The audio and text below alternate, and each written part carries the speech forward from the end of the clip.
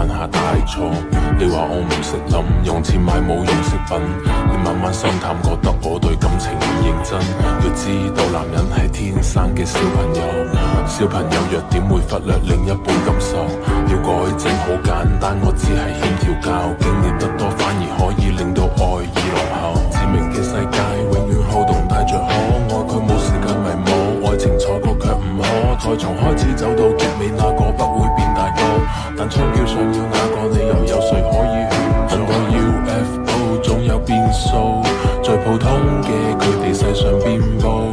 我問春天散落每個季節嘅消耗，看着花瓣跌落過程，慘得過衰老。